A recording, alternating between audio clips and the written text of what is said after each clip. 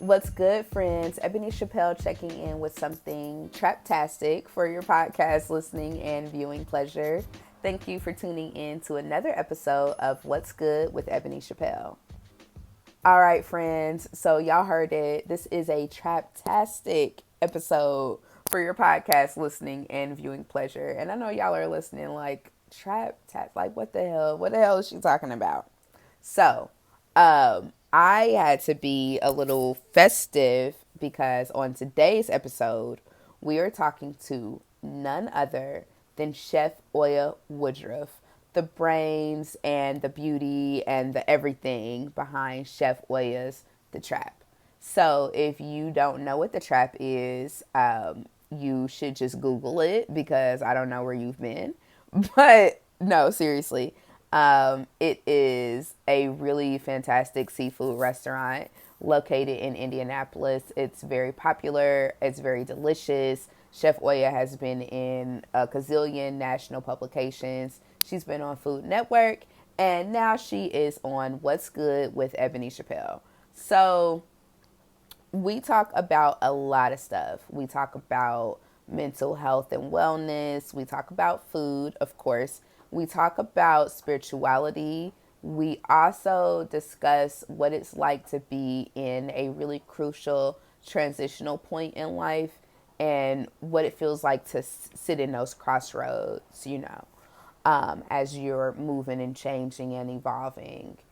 So it's a great conversation. So stay tuned. We're gonna jump into that in just a little bit. Want to remind you to like and subscribe, rate, review, comment. Let me know what you think about the episodes. I love to get that feedback from you guys. You can connect with me anytime at Facebook, Twitter, Instagram, TikTok. My handle is at Ebony the Writer. You can check me out online at ebonychappelle.com also. So what's good with me? I am happy to be doing the podcast again. I haven't put out a podcast in a couple of weeks. It has been crazy in my world. Even tonight, trying to record this intro to the convo with Chef Oya has been a little insane. I have attempted to record now 6 times, maybe. I don't know. So it's been a lot. I'm rusty, obviously, but we're just gonna keep it pushing. So I had a little break there because I was dealing with so much with Belmont Beach. For those of you that listen to the podcast, you know that Belmont Beach started out as just a pop-up park that I helped build with a great group of people that love the West Side, that love Howville. And it started out as a temporary thing. It was successful, so then it turned into a more permanent thing. And now we're working towards it being a really, really permanent thing. But we have been busy the past few weeks. So October 22nd, we had our fundraiser, our very first fundraising event, and it went really well. We had some great support from the community, and it was just a really lovely time. We had beautiful weather. It was amazing.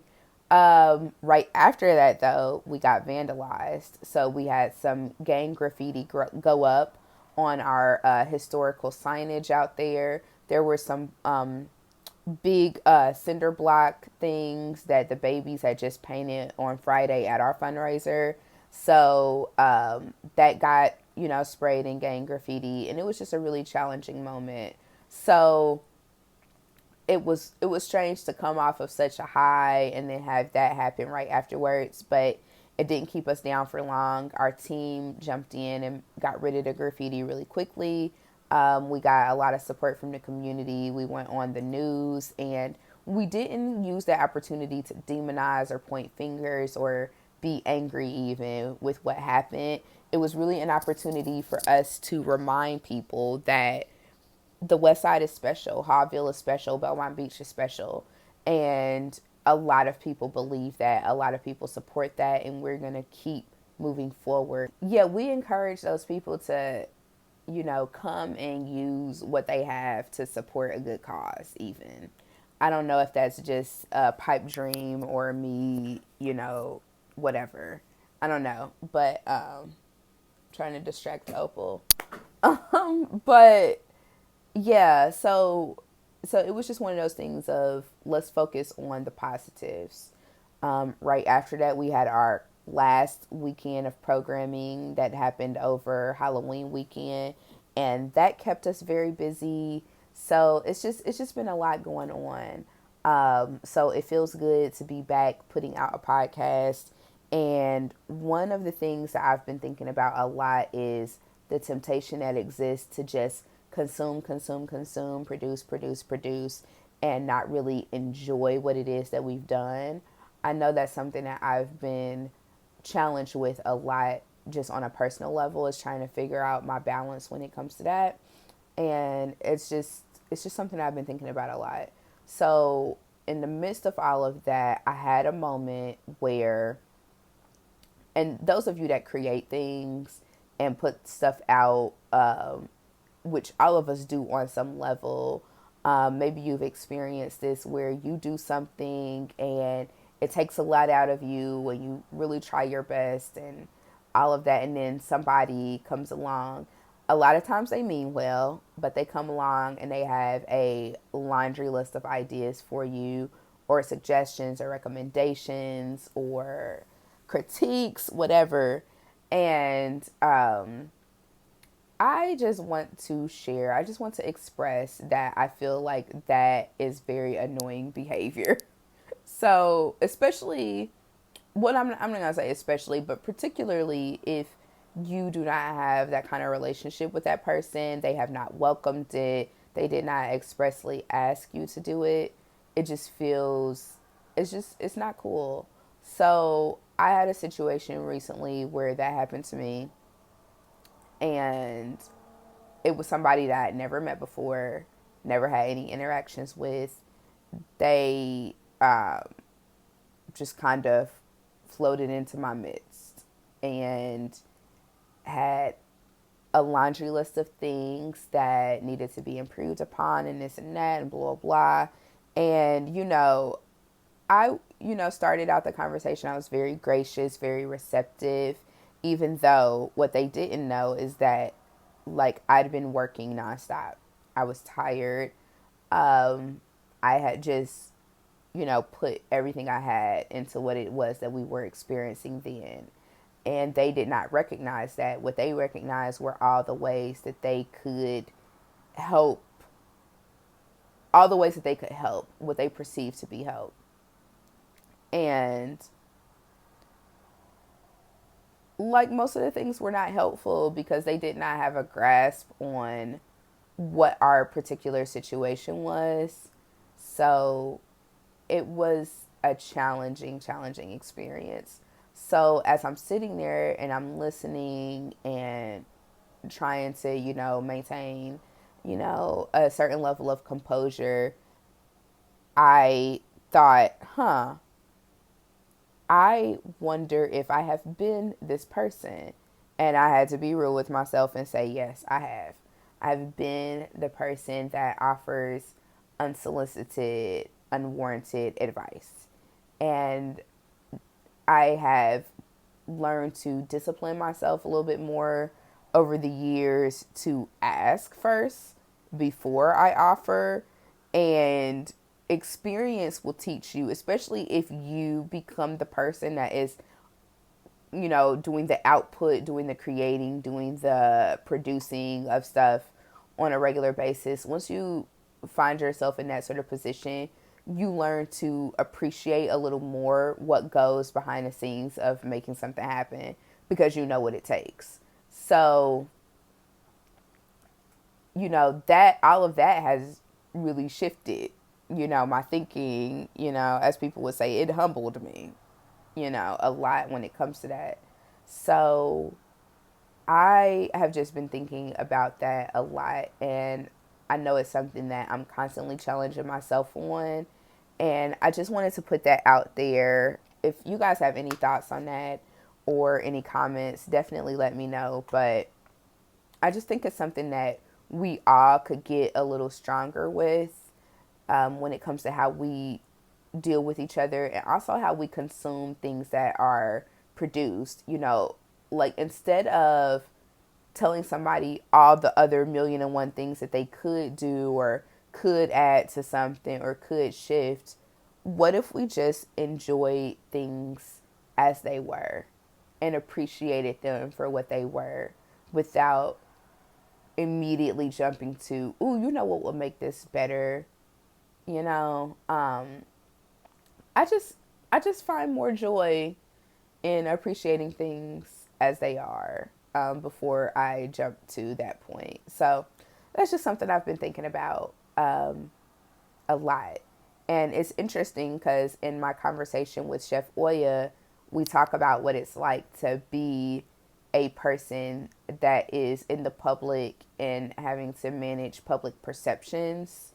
So I just think it's interesting how these conversations kind of circle back and come together.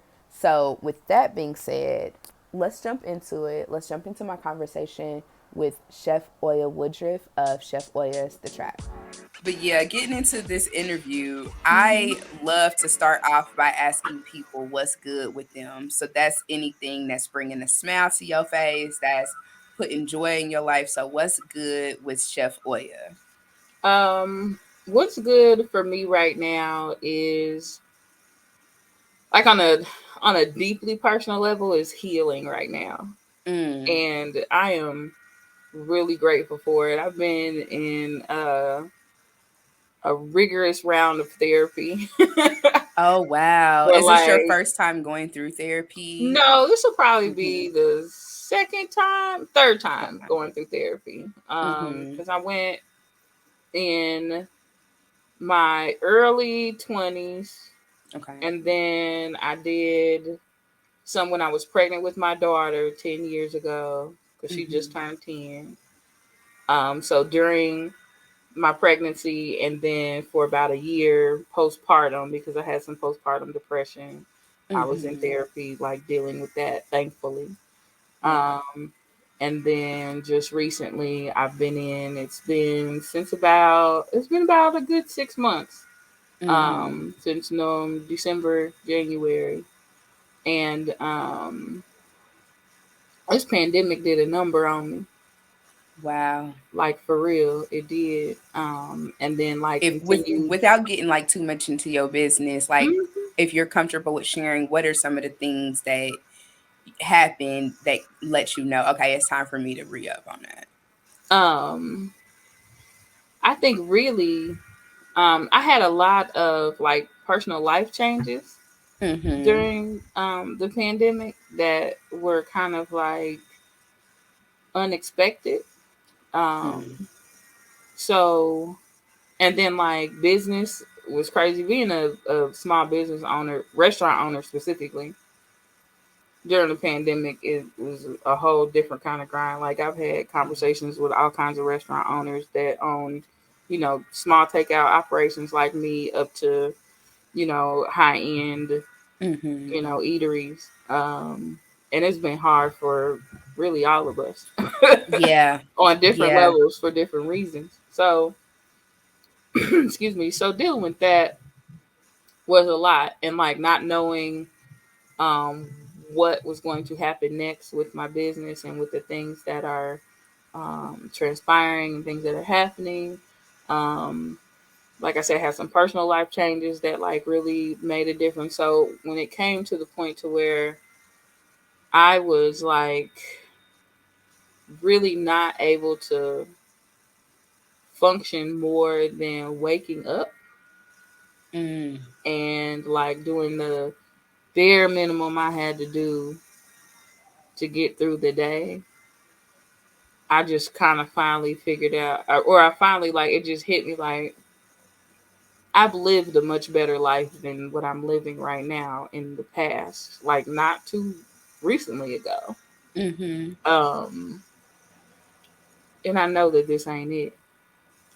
You know what I mean? I know that this cannot be the sum of my life experience. Is me feeling so defeated and so overwhelmed all the time that I can't do anything but sleep.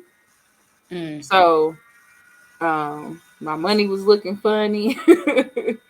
My, my leadership was lacking, in my companies.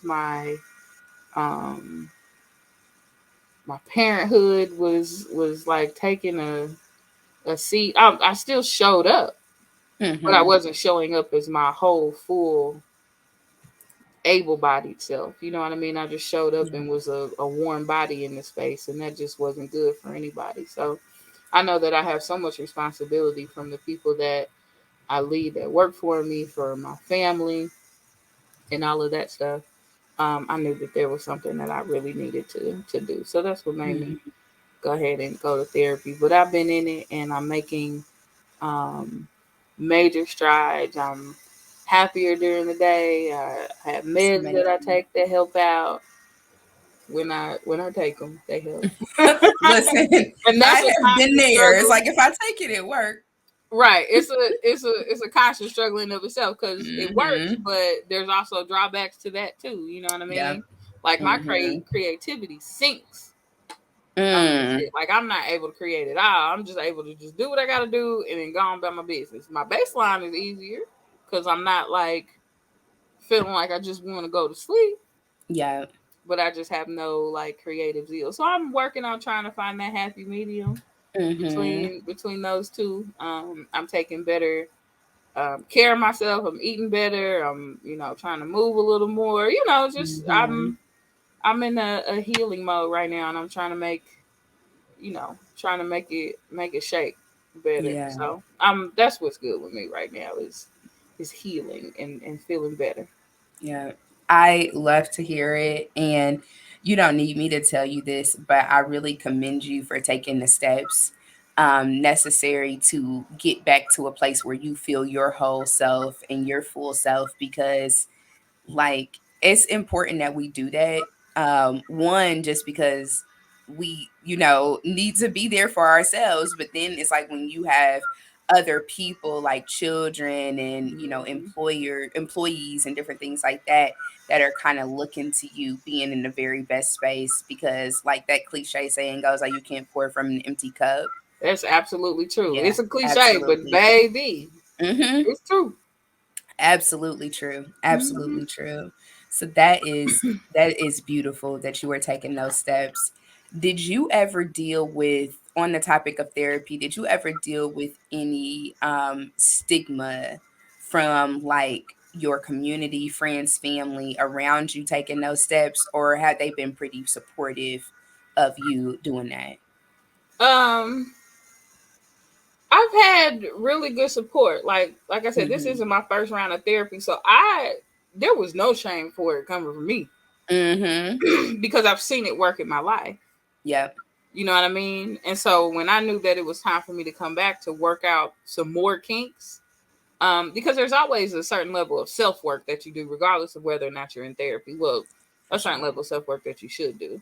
You know what I'm Mhm. saying? Regardless of whether or not you have a objective professional giving you, what they learned in school. There's Mhm. going to be those individual and spiritual moments where you grow and you dig into yourself for those reasons. So I'm always doing that, but like I couldn't allow, even if there were stigma, even if there were people like, "Oh, girl, you crazy," you know what I mean? Which I remember happening the very first time I went. Mhm. But this time, there was no room for me to let anybody talk to me like that. Because if you want me to be my best self, you're going to leave me the hell alone and let me do what I got to do at this white man office. Yes. Listen, I am with you 100% on that because therapy has been very important to my life. I've been in therapy consistently for the last almost 10 years. And it's crazy to think that it's been that long Mm, because I feel like, dang, that is really that much time has passed. Like, time is just weird. it is. But it's one of those things where I feel like a lot of people, especially, and I think it has a lot to do with like the people that you surround yourself with. Like a Mm. lot of the people that I'm around now, it's not a problem at all because a lot of them explore therapy or Yeah, they are everybody very in it. supportive of it. Yeah, but I have definitely had situations with people having an issue with it, and one thing that I've noticed is that the issue is definitely a them thing. Like they have concerns about addressing their own shit. So then it's like, Mhm. like I don't appreciate anybody else addressing theirs because I'm not gonna address mine. And I'm just like, what? Like, why are we doing this? It's a weird thing, and I will say that that is what I've noticed is that it's very generational. Yes, absolutely. So like my mother's generation, like I know my mother's been in like a small amount of therapy or whatever, not to put too much of her business out there like that. I'm not sure. Hmm. I'm sure she wouldn't mind me saying that. Um, but I do recognize that people in my mother's generation, which ain't that far. My mother's only 19 years older than I am. It ain't like Yep. we And mine is only 17 older than me. so it ain't Yeah. like So we it's like too it's far not. apart, but there No. are stark differences Yes, there are. in Mm-hmm. how they deal with mental health Mm-hmm. because uh, from whatever their parents taught them, they're feeling like, oh, I done made it this far Yeah. and I'm gonna be okay. So what you need somebody all up in your business like that, and then they take it further because if they all up in my business, then they're gonna be all up in hers too. Yeah, Because because that's part of it. Because they ask about your parents and they shit. sure That's part do. of And there's it. lots of things that happen in your childhood with your relationship with your parents Mm-hmm. that frame what you're going through now as an adult. Yeah. So I think the shame comes from that generation thinking that people in their business, because we grew up, whatever happened in this house, stay in this house. Don't take nothing out of this Yes. house. Mm-hmm. You know what I'm Mm-hmm. saying? So that makes them feel very threatened Yeah. and make them feel that like they don't have, any say so in what is told about them. And then they Mm-hmm. also have short memories. Well, short memories, selective Selective memories, we'll memories. say that. Mm. So I think it's a combination of the two. Cause it's it yeah. definitely is a combination of the two. Hoo-wee. So what I've learned though too is that I have to begin to even challenge that. And Yeah. specifically in my relationship with my mother, I Mm-hmm. have to challenge that and say, well, that's fair that you might not remember it happening that way or remember seeing things or experiencing it your Mm-hmm. way, but I also have my own experience too, and which is Yeah. valid.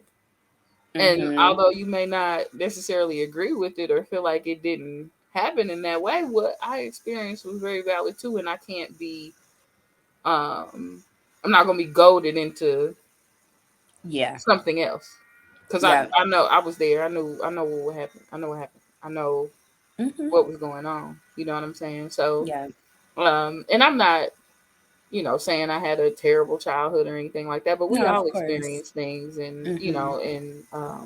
and traumas and things that happen that we all got to heal from.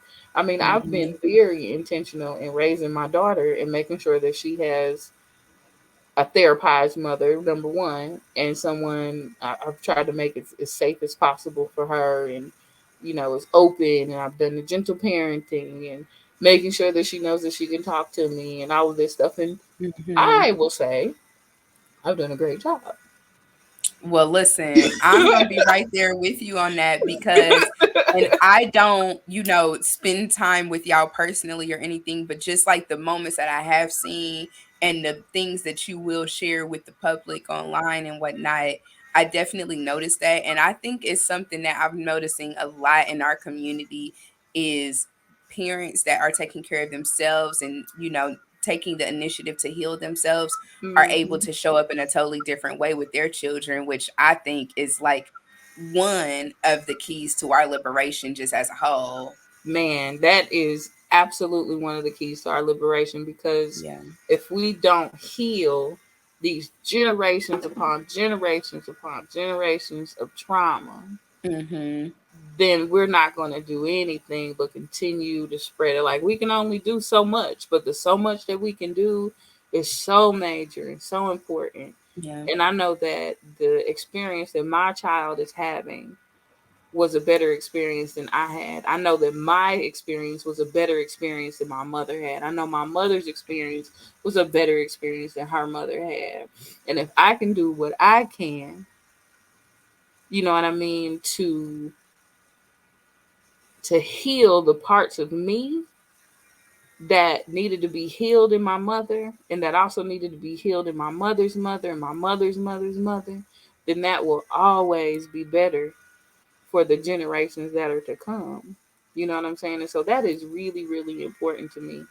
And um, she is having a better experience than I did, on a lot of levels. Yeah. Um, but most importantly, on a mental health. Like she's able to talk through things. She's able to not shut down when something happens, and she's not able to express herself. You know what I'm saying? She's Mm-hmm. very well able and capable to think things um, without too much emotion, but also without being void of emotion as well. You know what I'm saying? So Yeah. it's a wonderful thing, and I think that's going to arm her to be a, a great adult. Mm-hmm. You know what I Yep. mean? A well balanced adult. And I'm not saying that there's not gonna be something that she gonna have to get therapy from, because baby, I can only do so much, like I said. Listen. And there gonna be some things that I miss because I'm not Yes. perfect. I'm gonna do my very Mm-hmm. best continually, and I'm gonna always try to learn and grow and all of that stuff. And I don't want Mm-hmm. her ever to feel like she's doing anything wrong or that she's done anything wrong in order to seek therapy, especially if it's something that I did. Yeah. Like I said, I don't know everything, you know. Mm-hmm.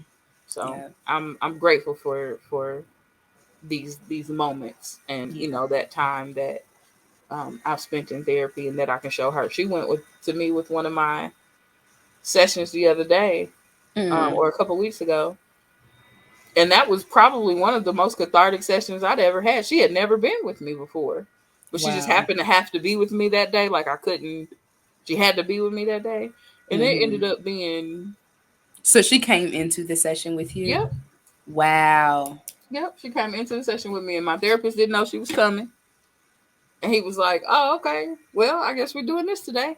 Mm-hmm. You know what I mean? And so I got to talking, and I'm very open and honest about all kinds of stuff. Probably too much. Yep. So if anything, she gonna have to heal is that mommy doesn't talk too much. But Listen. um, but yeah, he had conversations with her, and and that helped me learn that I'm doing better than I think that I'm doing too. Mm. And Seeing her hearing his respond. objective Yeah. opinion and being able to ask his professional opinion, because this is what he went to school for. He know much more about all of that. You know what I mean? Mm-hmm. And he was able to ask her questions, and I'm like, damn, I didn't even think about it like that. Like, Mm-hmm. oh, okay, I'm not doing as bad as I thought I was, so I'm Listen. grateful for that. That's a beautiful thing. That's very beautiful. How do you feel like doing this sort of self work has made you such a boss when it comes to the business end of things? I I'm I don't want to say I want to reject that boss title, because it is what it is. Technically, I am somebody's boss. You know what I mean? Yeah, and I Um, do get that we overuse that shit a lot, but you I have accomplished a lot of things and are pretty phenomenal at what it is you do. And I know you probably have a vision for yourself and where you want to be that's way grander than what we've become privy to so far, but you know, yeah, I yeah. get it. And I mean, I appreciate that reflection for sure.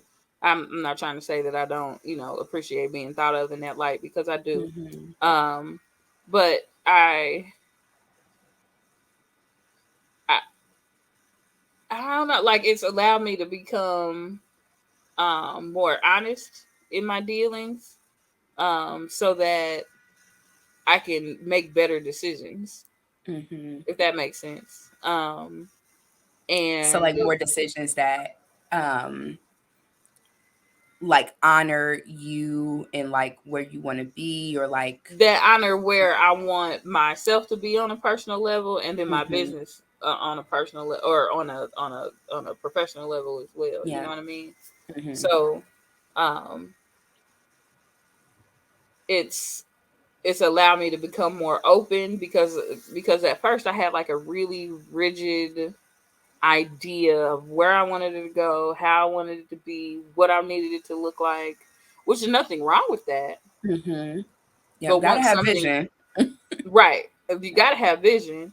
But once something deviated off the plan, I got so caught up in the deviation that it was difficult to try to find the solution. Mm. So I needed to lose some of that rigidity so that it allowed me to flow a little better. Yeah. You know what I mean? So Yeah. it's been in like in the past in my life, I flowed too much and needed to develop the rigidity. And so now I'm back to like finding that Mm-hmm. balance. And so that's another thing that therapy has helped me with as far as business is concerned and not just on a personal level is getting back to being organized and getting back to, making the best decisions for my crew and how we're moving and how we need to move forward. A Mm-hmm. lot of things. Yeah, that is so key because there is a way to strike a balance and it looks different for all of us Hmm. when it comes to like being that rigid and that structured individual, but then also having I say leaving enough room for the Holy Ghost to move, like because you Okay. never know what might come your way that you everything's so tightened up you ain't made no space for it to flow through. Hmm. And it is a constant like kind of balancing act for sure. Yeah. Yeah, yeah, definitely. What would you say, because you have like accomplished a ton, being able to start from being at home with your food to then opening a spot and then being in publications all over the place and being like this attraction that people are always, looking forward to, like standing in line at Chef Oya's, getting something to eat. Um, what would you say have been some of your biggest takeaways through your entrepreneurship journey so far? um Number one, I think, has been like the different um levels, well, not levels, but the different teams I've had over these last couple years, Mm-hmm. and like how I needed to get to a point where the team that was working for me was able to do everything that I needed them to do without me doing too much. Like I know that the team that I currently have is able to run the restaurant fully. I know that I have a marketing team that is able to get everything that I need. I know I have different levels Mm-hmm. of teammates, and they ain't all got to be in the same building and to work all together all the Yeah. time. I just need to Mm-hmm. be able to delegate what I need what so I can place those puzzle pieces into where I need to place them to when they need to be placed. Mm-hmm. So Mm-hmm. building a team is majorly important. Um, and that's like, I would say that's like the major thing because as big as vision as I have, there's only certain things that I can do. There's certain things that only I can do rather. Yeah. But then there's certain things that I know that I don't need to do. Yes. And having that freedom is very important, and it allows me to be okay with being the creative that I am without having so many rigid standards on what I have to do to keep this paperwork in order or what I got to do to Mhm. keep inventory together because somebody else is doing that. Yeah. You know what I'm saying? And I'm able to pull away and like find other things that keep the business going also, but that also like um kind of gel everything together with regard to what I want to do on a personal level. So it allows me to take on other projects that might not necessarily have to do with the trap itself, but still a Mm-hmm. part of the Chef Oya brand. You know what I mean? Yeah. Yeah. Their delegation, I find with a lot of my friends that are business owners or lead different projects and teams, I find that delegation seems to be like one of the things that people struggle with the most. And being able to hand stuff off and have team members and whatnot. Why do you think that that is a struggle that people have? Because I think we lack trust. That's what I was And thinking was yeah, trust. I think it's just a lack of trust for me anyway. I can say that Yeah. because it's like I don't need a recipe to make trap butter. I know exactly, it's standardized in my head. I know exactly what I need in this. I know exactly how long to mix it. I know exactly what to put in this way, this way, this way. There's one other person in this world that does not need a recipe to make trap butter, and that's Jacob. Jacob Alexander, my sous chef, and right him in. Um, so nobody else besides us knows how to make trap butter. I mean, it's written down. It's the recipe and the process is written down. Anybody could follow it, but nobody else has it in their head that way because I haven't trusted to anybody else to have it in their head in that way. Anybody else who's ever made it has followed the recipe and then got the recipe snatched right back once they was done. You know what I'm saying? And so if something happens to Jacob, then I'm gonna have to relinquish some trust in order to have somebody else do it. But I don't necessarily have to do that right now. So I know it's a trust thing for a lot of things because you don't want people to take your ideas. You don't want people to harp on your ideas. You don't want people to you know the famous words of Badu. I'm an artist and I'm sensitive about my shit. So I'm sensitive about my shit. So it's hard to trust other people with your vision and your goals. You know what I'm saying? But once you do reach a level to where you're like, okay, but then you also have to you gotta get your shit in place. You know what I'm saying? Do your NDAs if you have to. Yeah. That's a major thing. You know what I'm saying? Do your whatever you got to do. Put your contracts and everything in place to do whatever you got to do to relinquish that trust so that you can operate easier. You know what I mean? Operate in a streamlined way. Yeah. So Yeah, I definitely was thinking trust because I know in situations that I've been in where I've had to lead teams and pass stuff off to people, you go through certain experiences where somebody burns you or they don't come through the way they're supposed to, and you like, fuck it, I'm not about to I just rather do it myself. I right, do it because all I'm not myself. about to keep going through this because this is Yep, foolish. You know what I exactly. mean? But I Yeah. know that I'd have been burned out if I didn't relinquish the trust that I relinquished it to Jake, if I didn't Yeah. relinquish the trust that I relinquished to Dwayne, if I didn't relinquish the trust that I have in Brent, that I have in Candace, that I have in, everybody Yeah. around me. Yeah. My accountant, my tax person, all of that. Like I have to I have to relinquish that trust and just trust that they're gonna do what I have paid them to do. Absolutely. Absolutely. Which brings me to another point about that, which makes delegation so important, especially for business owners. I just recently listened to this book. It's called, I always laugh when I say the title because I hate the title of this book. But it's We Should All Be Millionaires, and it's about this lady named Rachel Rogers. And I'm just like, the title gets on my nerves, but she makes really good points. I have that in my audiobook list. I think it's like the third one that I'm gonna Yeah. listen to next. It I've heard is several people. phenomenal. Yeah, I've had several people recommend it. Yeah. So she at the end of this, because I done mentioned her on multiple episodes of this podcast. But I just really think it's a really good book. But one of the things that she talks about is making broke ass decisions, and failure to delegate is what she considers a broke ass decision. Because she's like, listen, why are you trying to run your social media and do this and do that when you could just put you some money into the side and pay somebody else to do that, so then you can be off doing, the top tier shit that you're supposed Yeah, to do as a leader. And when she said that, it just really like drove home. I was like, yeah, she made excellent points with that. Oh, you done froze up. Hopefully you come back. Okay, there you go. You froze up for a second. yeah, I'm back. Okay, what's the last thing you Yeah, heard you me did too. say? Okay.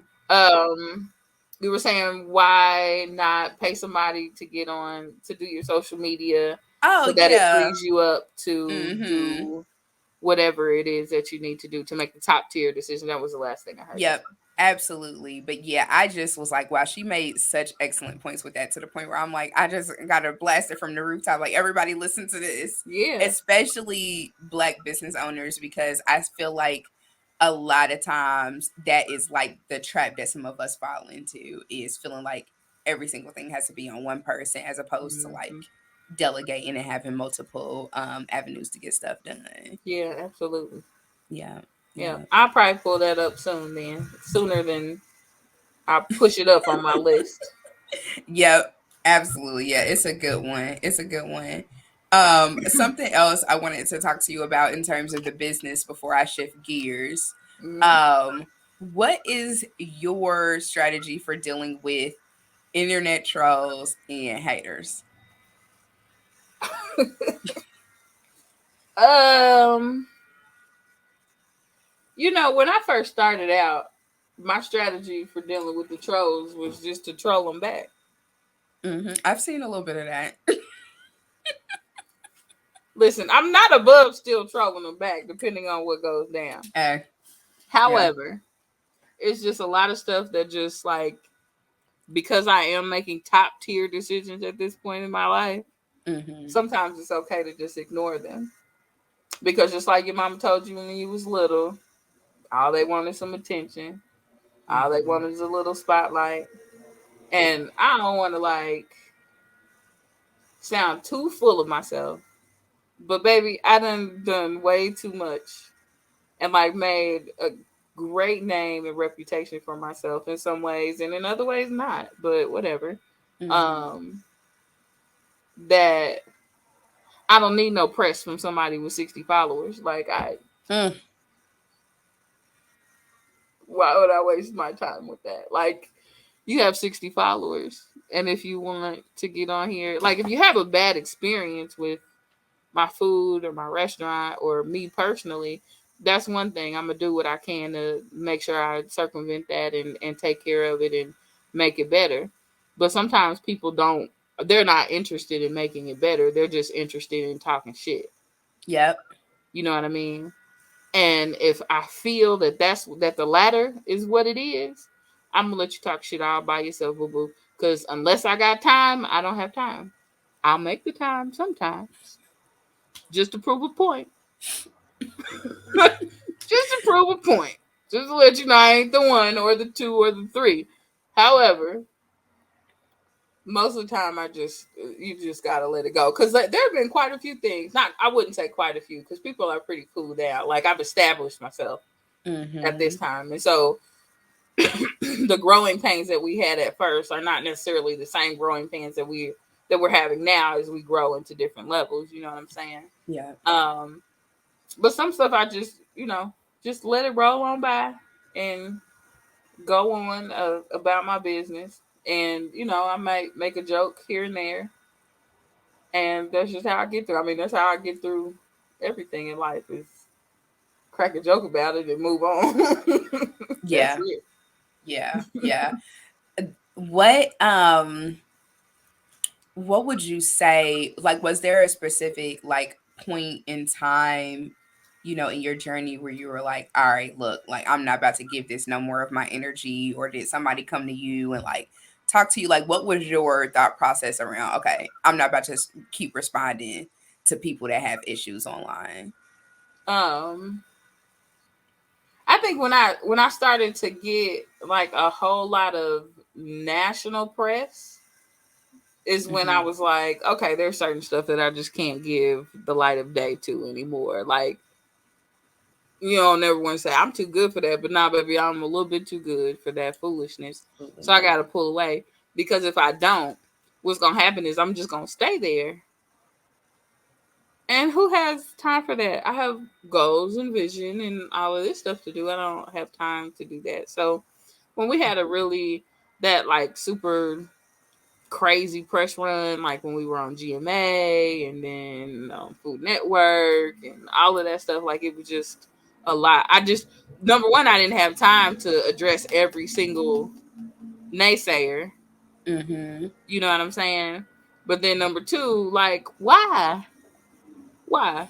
Unless I knew that it was gonna be particularly funny or like ridiculous, I'm not getting ready to call the trap hive on the people, because that's what it always ends up being, is Yes. the people that love us like going in on whoever it is that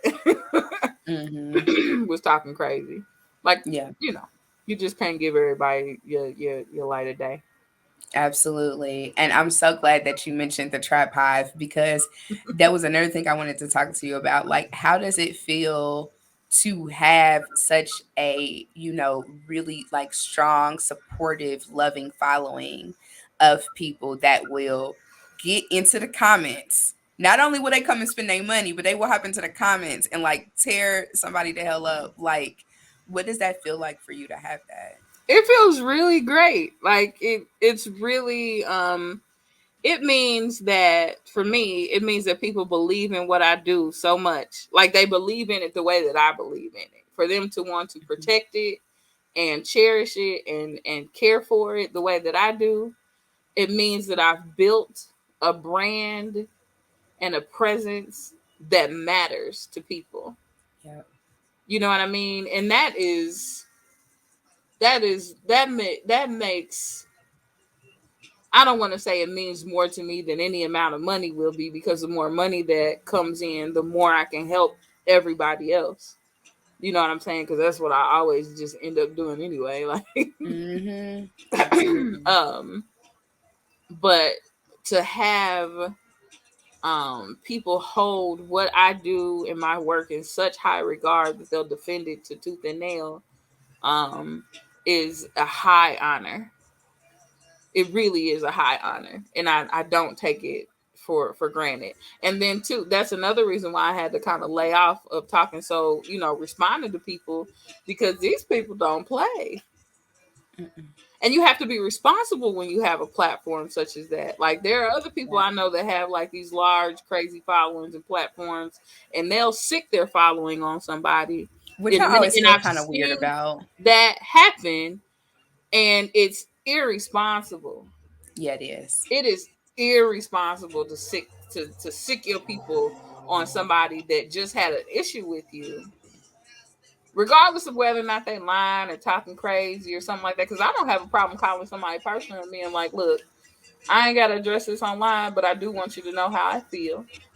I do want you to know that what you did or what you said was wrong. It was Mm-hmm. unnecessary, and you lied." And you can defend it however you want to. I'm here to talk and to have a conversation. But what I'm not gonna do is like give my following these people social numbers or addresses, or tell people to pull up. And I've seen people do that, and that is pull Mm-hmm. up people's kids' pictures and spouses and stuff like that. Not That's That's toxic foolish. as hell. It is very toxic, and you just have to be more responsible than that. So, Yeah. Yeah. Because I'm like, okay, are you running a business or are you running a cult? Like, what are we doing here? Because this and is there is a challenging very, me. especially in these days, excuse me, of Mm-hmm. um of the social media fandom and all of that stuff. Like, I've even had to back up off of social media a little bit. Like, I'll Yeah. pop on every now and then just to make a quick little one liner or something like that, Mm-hmm. Mm-hmm. or a life go or life transition or change or something quick and funny or something like that. But like, I'm not on social media so much these days to where like every single aspect of what I'm doing is being broadcast. Like, Yeah. it's several things that I can make posts about right now that like are major and that have been like really awesome for me, but I just, you know, Mm-hmm. you know what I mean? But Yes. I mean, it's important to celebrate your wins, and I think it's also important to talk about your losses too, because because those happen. Yeah. But in this age of social media stardom, and anybody could go viral at any time, and my face could be broadcast all up to millions of people around the Mm-hmm. country just that quick for something crazy to go on. You know what I Yep. mean? And like, your life can change in an instant. It could be good or it could be bad. Mm-hmm. I think it's really important that when you do have a platform, my platform isn't even that large. It's loyal, Mm-hmm. hell, Yep. but it's not that large in the grand scheme of things. Like I think on my personal Instagram, I got like 7,000 followers. On the trap Instagram, it was like 15 or something like that. It's not major. Mm-hmm. Yeah. You know what I mean? Still on a micro influencer level, but in these age of influencing, you really got to be careful with what you influence and how you influence folks. Yes, absolutely. And it's interesting because the way that the industry is shifting is like having those followings that while they might be small compared to, other people that are like in celebrity status or whatever, like that loyalty means so much because the engagement is off the charts. People gonna Hmm. buy damn near everything you post. They gonna Yep. respond to it. Like that is where that key comes in. Yep. But you're right, it is a deep responsibility that comes with it because everybody ain't using that influence for the right thing. They're not, and Um, everybody ain't got yeah, integrity, and no, that's a damn shame. it is. It is because we could definitely use some integrity For in the sure. world these days. But yeah, something else that I really love to talk to people about is their relationship to spirituality. So I understand you to be a very spiritual, really spiritual person. What has your journey been with spirituality? More so, like how you grew up to where you're at now with it. Um, I mean, I grew up in a Black Christian household. Like my father's family is Catholic. I Mm-hmm. went to Catholic school, parochial school, for a couple years. My mother's grandmother was a Jehovah's Witness, and then the people that she grew up with were like a Church of Christ. So I went to temple sometimes. I went to the Church of Christ church sometimes. I was at the Catholic church sometimes. There was a lot of stuff that I was Mm-hmm. influenced by, and all those different sets of Christianity showed me that there definitely had to be more. Because how are these all so different? And they say that they're the same thing. Listen, questions I need answers. I don't understand that. I never understood it. And so I started asking like those deep level spiritual questions when I was very young. And I went through the gamut of study from all kinds of stuff from the time that I was young. And by the time I was 14, 15 years old, I was wearing cowrie shells and ox and figuring out. And what got you into that at that age, as a I teenager? I picked up. I literally like was wondering like what else was out there with regard to religion and spirituality. And Hmm. I remember going to Expressions bookstore when it was on college when I was Shout out little. to Miss Ladonna. Absolutely, and just finding books on Egyptology or finding books on African religion and voodoo and stuff like that. Like Hmm. I was doing that very very early. Um, I have a great aunt who is um, an herbalist and is one of the most spiritual people I know without ever claiming a religion. You know what I'm saying? Um, so I just started studying and learning. Like I went through the gamut of all kinds of foolishness going through my 20s. I mean, I converted to Islam for a few years in my 20s. I was a hijabi and everything, did salat and celebrated Ramadan. Like I did all of that. Like I still have a Muslim name. You know what I mean? Like I did Yeah. all of that. Like I've gone through the gamut of things. Hmm. Right now, I'm still parked and have been for a few years on African traditional religion, Hmm. the study of Ifa, Orisha, the Sheshe practice. It's Yeah. been a beautiful thing for me, and I'm always trying to learn and grow into that. So we'll see where that leads me eventually. But I'm always open, and my ancestors are my Ori in my head are the first thing that gets the greeting when I wake up, and then I greet the ancestors and go forward from there. But I know for sure that whatever I practice in any future endeavor, like ancestors are the first and foremost um, with me. That is a beautiful thing. It's just so interesting to hear, the transition and whatnot. And I love the fact that you were so curious and interested in different things growing up. Did your family, given that they were coming from different perspectives, were they like embracing of you being explorative, or was it one of the things? Because I remember I had some battles with certain people in my family from my exploration, and I'm just like, Hmm. I need to just let up off me, whatever. But Right. yeah, did you ever like have any like issues with that part?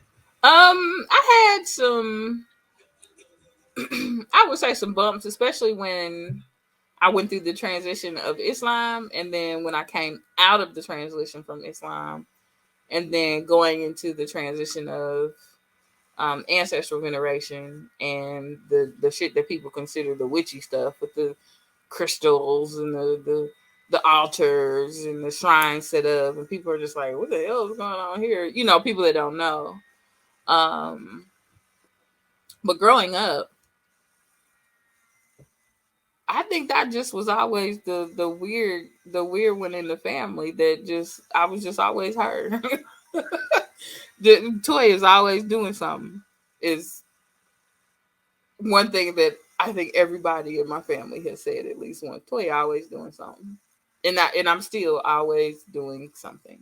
Like that just is what it is. Like once I had hit about like 13, 14, I had already exhibited signs of me doing something that was different from the norm. Like I think a lot of times they thought it was like me wanting attention or something like that. When nah, really, I was just trying to explore the world and try to find a different worldview and trying to figure out like what meshed well with what was going on inside of my heart and my head at the time. Trying to match them two up. You know what I mean? Yep. And I think it's, so important, especially for young people, to have the space and the freedom to do that, Yeah. because it translates into so many different areas of your life when you're able to figure out, it's just like, okay, what is God? Who is God? What do that mean Mm-hmm. to me? Mm-hmm. Do I even identify with that? Do I connect with that? Whatever, because I think it just helps, like you said, helps on like your worldview and like your understanding of who you are and what role you play in the grand scheme of things. Yeah, absolutely. Definitely. Yeah. As a person, specifically with the African traditional religions, because I have a lot of friends that practice different ATRs and are in that world. And in recent years it's become like more popularized through pop culture and different things like that, and it's always been there, because I was even watching something from the 90s called, it was this show that was on HBO. I don't know if you remember it, but Cosmic Slop. It was a movie, and it had, so it's on YouTube. I'll Mm-hmm. send you the link. Hopefully they haven't ripped it down by now. Okay. But it was this show that had like three different like vignettes or whatever, and it was like these black stories about different things. Like one was about these aliens that was coming to the earth, and they wanted America to give them all they black people in exchange for like these resources or whatever. And so it was very Afrofuturistic. And then Mm-hmm. the second story was about Oshun, but she was a statue inside this Catholic church, and all the people in the neighborhood that like practice Ifa or whatever would go to like worship. And then the Catholic Church stole the statue to put it in a museum, but then Oshun came to life and popped up in the projects and was like healing people and shit. So it was like crazy. Then You this was have in to the send me 90s. I that. will.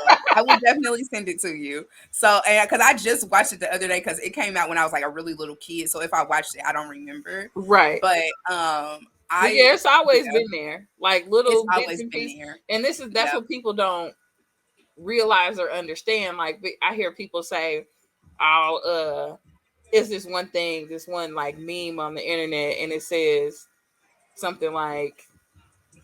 All you bitches talking about the universe and crystals and meditation and stuff like that. I'm Mhm. like, baby, this is something that we have always done. We have Yes. never lost it.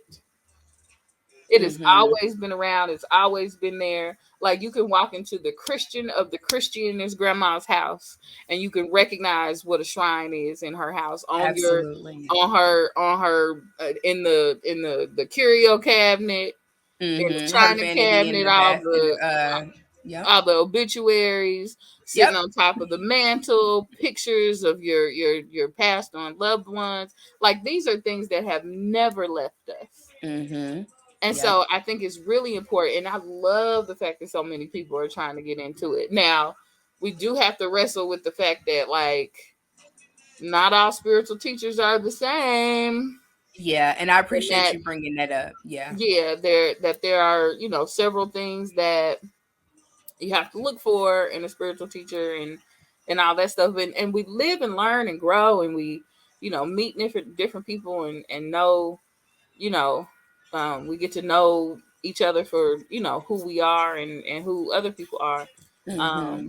But that's one thing that's always been here is our spirituality, Yeah. regardless of what we call it. Black people gonna worship something different than everybody else. Absolutely. Absolutely. What are your thoughts on some of the people that come out of that world, out of the ATR world, that have issues with the popularization or people like being drawn to it? So, for instance, I remember when Beyonce had dropped Lemonade, that so many people were just like, "Oh, this is a beautiful thing. This is fantastic," and then it was people that was like, y'all don't know what the hell you talk about it, that really had like a very like visceral reaction Hmm. to her like having some of that iconography in her work. Like, what are your thoughts on some of the people that ain't feeling, that? When I understand I understand wanting the iconography to be correct. Got it. I understand wanting it to be accurate. However, we have to understand that black folks are not a monolith, number one. We came from lots of different places and came through lots of different places and settled lots of different places. So there are things about how we worship and how we revere God or the whatever you call it. There's going to be lots of similarities, but there are also going to be differences because we practiced with the herbs that grew where we landed. We practiced with how the cosmos landed. Looked where we landed. We weren't able to do the same thing that we were able to do in Africa, and we had to learn from what our oppressors were doing, and we had to find ways to hide what we needed to do or what we felt to do in our heart with what they wanted us to do, so we didn't get killed, so our children didn't get taken away, so our families didn't get split up. They still did anyway, and we still had to worship. We still had to be where we are. You know what I mean? Um, so I understand wanting to make sure that it's accurate and wanting to make sure that it ain't nobody just out here walking around with, Oshunalekes that haven't been, you know, done in the right way and given to you by an elder. You know what I'm saying? I understand that because lots of African traditional religions, lots of ATRs are closed practices, and people don't recognize that. You can learn about them, but in order to really dig deep, in order to get your the lessons that you need to get specifically for yourself and your ori and your head and your destiny, that needs to be done in a closed way. And it always has been, always will be like that. Some of those things are never going to be open. Like you'll never be able to talk to Oshun through a tarot card. That's not how that works. And so I Well, understand. you hurt somebody's feelings with that one. I don't care. I don't either, but I'm just That like, I mean, it's the somebody truth. did that. I'm like, somebody had to have tried. No, Jesus Christ. people try Lord it. help. People try it every day. Mm-mm, mm-mm. You know what I'm saying? So I understand people wanting to have it accurate, and I understand Yeah. wanting people to understand that if there is a closed practice, then let it be a closed practice and do your due diligence and find your teachers and do what you have to Mm-hmm. do. If being, because not everybody is meant to be initiated. Not everybody's meant to be a priest. Not everybody's meant to be this and meant to be that. You know what I'm saying? So you have to figure out what works for you and what is for specifically for you, what your ancestors want you to do. Mm-hmm. You know what I'm saying? So I understand that. But I also want to tell like those people that have that visceral reaction, like, which one do you want? Which one do you want? Do you want people to be drawn to our ancestral practices? Yes. Absolutely. We deserve it. It's ours to have. Mm-hmm. Or do you want people to just sit back and you want to be the harbinger of everything? You want to be the authority of everything. I think people get caught up in that. Like they I learn a can see little that. something or they start studying or they get a good teacher for a little bit and they feel like they know a little more than everybody else, so they want to be like, no. Mm-hmm. Yeah. If you ain't No. come through my way, then it Right. don't count. And everybody's lineage gonna be different. Mm-hmm. You know what I'm saying? Yeah. And so just because somebody didn't matriculate through the religion like you did doesn't necessarily mean it's wrong, Mm-hmm. but it also don't necessarily mean yours is right. Yep. Absolutely. And Absolutely. it can be different. It can be different. It's okay. Yeah. Yeah. How do you feel like having, the spiritual journey that you've had has contributed to your creativity, into your ability to map out and materialize visions for yourself and your, success as a business owner? Baby, because divination is a necessary component in my life.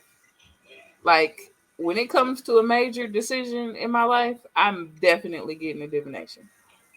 I need to know exactly what my ancestors think. I need to know exactly what um what I need to do in order to fulfill what it is I need to fulfill in my life, my head, my heart, my body, in Mm-hmm. my home, in my place of work, in my community. I need to know what I have to do in order to continue to fulfill the destiny that I've been given, that I have assigned to myself.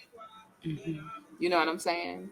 So all of my successes I attribute to me being obedient to what my ancestors and what my divinations have told me. You know what I mean? Now I'm giving props to myself for following the code, Yeah, because you got to but do the things. yeah, I have to do the work. You got to do the Mm-hmm. work. I mean, even the Christians say prayer without work, without what faith. Faith without works is dead. Yeah, faith without works is dead. Yeah. And you got to pray on your feet. You know what I mean? That's something that is has always been true, Mm-hmm. and always will be true with regard to where I'm coming from. You know what I'm Yeah. saying?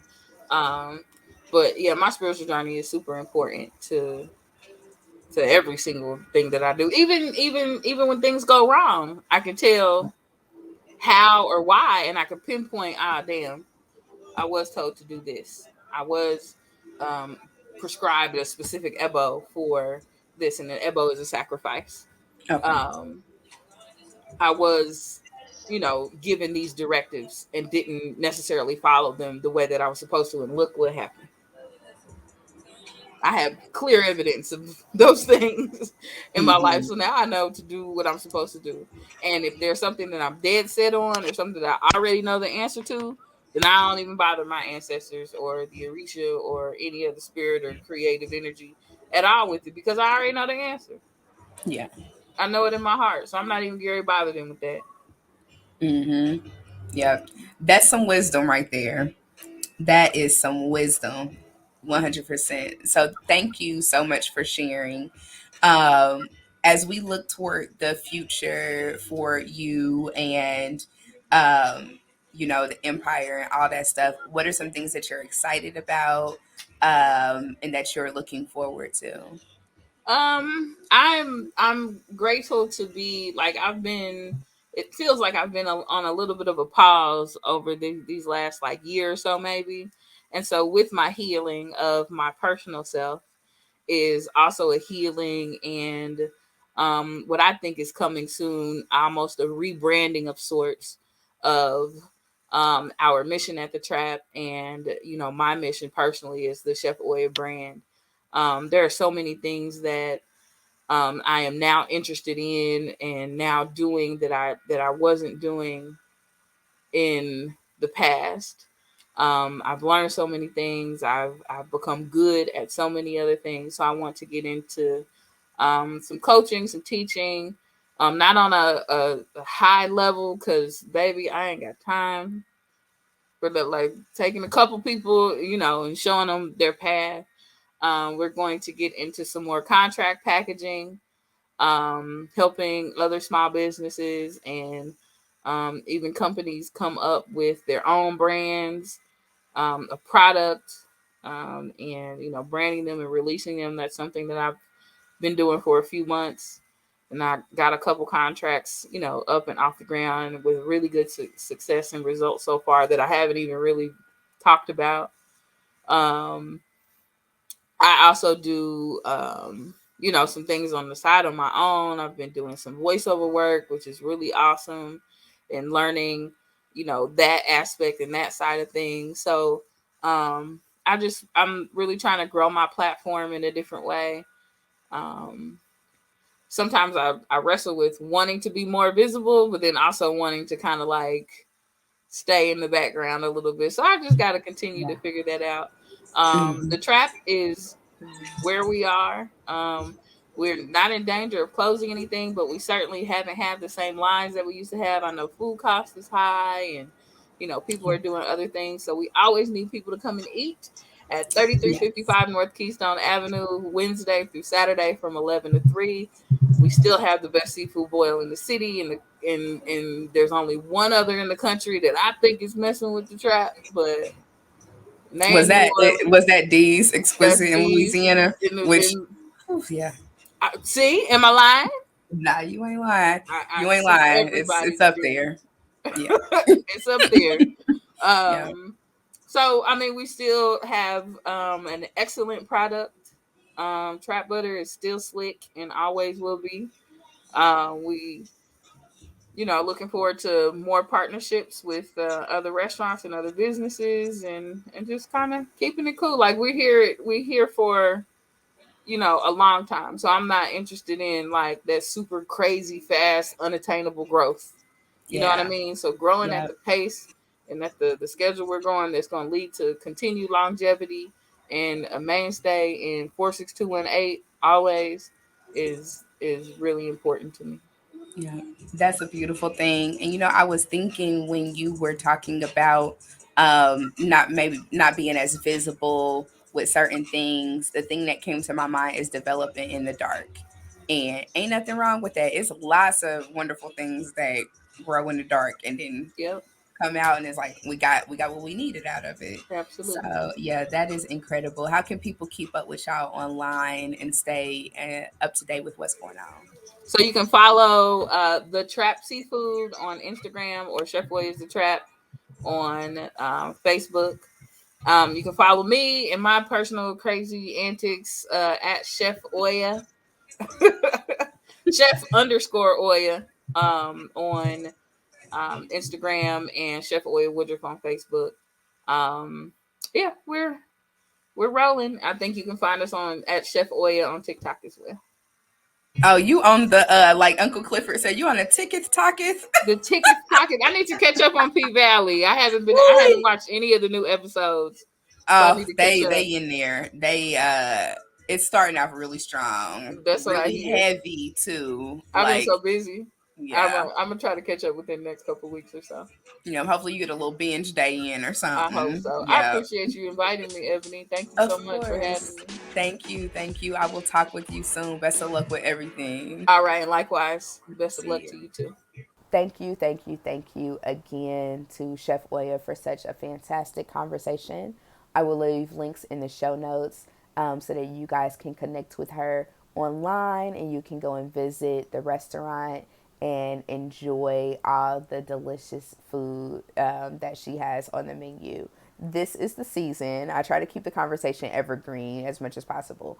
But if you're listening to this in the fall, this is the season, fall, winter ish, whatever season we're in. But this is the time for trap chowder, which is one of the most delicious things you will ever taste. You can thank me later for that. But again, thank you, Chef Oya, for such a great conversation. You all can connect with her online at the links in the show notes. You can connect with me on Facebook, Twitter, Instagram, and TikTok at Ebony the Writer. You can check out my website as well, ebonychappelle.com. As always, have a great time, y'all, and a positive life. Peace.